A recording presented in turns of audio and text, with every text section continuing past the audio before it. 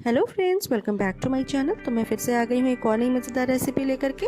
आज की हमारी मज़ेदार रेसिपी होने वाली है टेकवे की रेसिपी, जिसको कि बहुत जगह पे खस्ते के नाम से जाना जाता है और बहुत जगह पे इसे खजूर भी कहते हैं।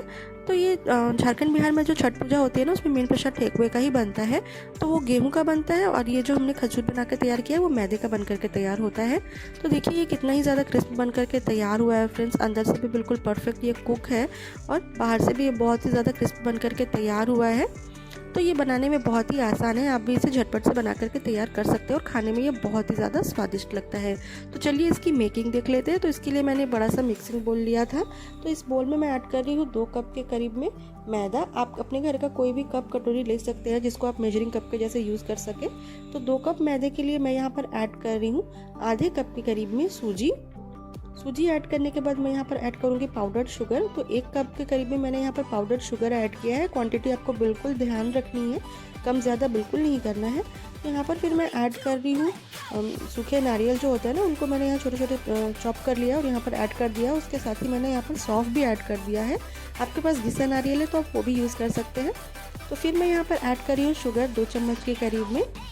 तो आप पूछेंगे कि आपने शुगर पाउडर ऐड किया है तो आप फिर शुगर भी क्यों ऐड कर रही हैं। तो शुगर ऐड करने से क्या होता है ना कि ठेकुए के ऊपर बहुत ही सुंदर सा क्रिस्टलाइजेशन जो हो जाता है, बहुत ही सुंदर लगता है देखने में। शुगर की वजह से वो आपको लास्ट में दिखेगा कि कितना प्यारा लगता है।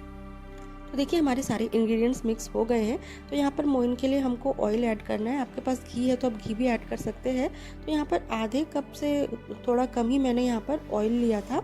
तो इस तरीके से ऑयल को डाल करके हमको बिल्कुल अच्छे से इनको मिक्स कर लेना है और तब तक मिक्स करना है जब तक कि हमारा ऑयल है जो वो आटे में बिल्कुल अच्छी तरीके से मिक्स नहीं हो जाता और एक क्रम्बल फॉर्म में ये हमारा मिक्सचर बन करके तैयार नहीं हो जाता। तो यहाँ पर हमको लड्डू बना करके इस तरीके से चेक करना है कि हमारा आटा बन करके रेडी हुआ है या नहीं। तो देखिए लड्डू ईजिली फॉर्म हो रहा है, यानी कि हमारा आटा जो है वो बन करके तैयार है। तो अब हमको इनका एक डो लगा लेना है। तो डो लगाने के लिए बिल्कुल आपको एकदम थोड़ा थोड़ा पानी लेकर के यहाँ अच्छे से इसको फिर से मैश करना है। आप चाहे तो दूध का भी इस्तेमाल कर सकते हैं। तो पानी एकदम एक बार में ज़्यादा नहीं डालिएगा, थोड़ा थोड़ा पानी आपको यहाँ पर ऐड करते हुए एक बिल्कुल सख्त सा आपको डो लगा करके तैयार कर लेना है। तो एकदम बिल्कुल हल्का हल्का थोड़ा थोड़ा पानी ऐड कीजिएगा और इस तरीके से मिक्स करते हुए आपको देखिए इस तरीके का आपका डो बन करके तैयार होगा।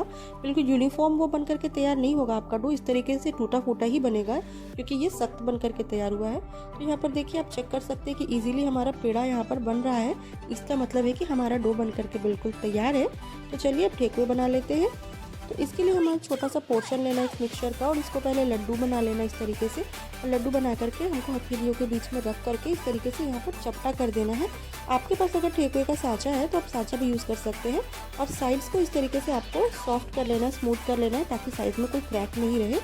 तो साँचा है तो आप साँचे की मदद से भी इनको डिज़ाइन कर सकते हैं, अदरवाइज़ आप किसी भी चीज़ का यूज़ कर सकते हैं, डिज़ाइन कर सकते हैं। तो मैं यहाँ पर ग्रेटर का यूज़ कर रही हूँ जिसके कद्दूकस के साइड से मैंने इनको यहाँ पर डिज़ाइन कर लिया है। घर में अगर आपके पास फोक है तो फोक की मदद से भी इस तरीके से आप यहाँ पर डिज़ाइन कर सकते हैं। तो ये डिज़ाइन आपको अभी तो क्लियर नहीं दिख रहा होगा, लेकिन जब आप उनको फ्राई कर लेंगे तो ये डिज़ाइन बहुत ही अच्छे से उभर के ठेकुए के ऊपर में आ जाता है। तो हमने सारे ठेकुए बना करके यहाँ रेडी कर लिए थे। तो चलिए अब इनको फ्राई करते हैं। तो यहाँ पर मैंने कढ़ाई में ऑयल गर्म कर ली थी जिसको मैंने हाई फ्लेम पे गर्म किया था। फिर मैंने यहाँ पर फ्लेम को मीडियम कर दिया है और यहाँ पर एक एक करके हमको ठेकुए को ड्रॉप कर देना है। ध्यान रखिएगा फ्रेंड्स, ठेकुए डालने के बाद आपको बिल्कुल यहाँ पर छूना नहीं है उनको 10 से 20 सेकेंड तक पे। जब तक वे एक साइड से पक नहीं जाते आपको यहाँ पर टच नहीं करना है। तो देखिए फ्रेंड्स हमारा जो ठेकुआ है वो एक साइड से पक गया है और उसको हमको फिर पलट लेना है दूसरे साइड से। फ्लेम को आपको यहाँ पे कम कर देना है फ्रेंड्स और कम फ्लेम में ही, लो फ्लेम में ही आपको इनको पकने देना है, लो मीडियम फ्लेम में ही, तब ताकि ये अंदर से बिल्कुल अच्छी तरीके से पक जाएंगे। तो देखिए हमारा जो ठेकुआ है वो बन करके बिल्कुल रेडी है, फ्राई हो गया बिल्कुल अच्छी तरीके से।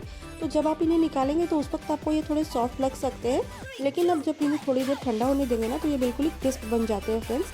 देखिए हमने सारे ठेकुए निकाल लिए और हमारा जो कितना अच्छा शुगर की वजह से जो क्रिस्टल आया है वो कितना अच्छा लग रहा है।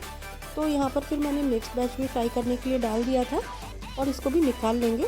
तो हमारा खस्ता बन करके बिल्कुल तैयार है फ्रेंड्स। आप इसको सफ़र में भी लेके जा सकते हैं खाने के लिए, बहुत ही ज़्यादा स्वादिष्ट लगता है फ्रेंड्स।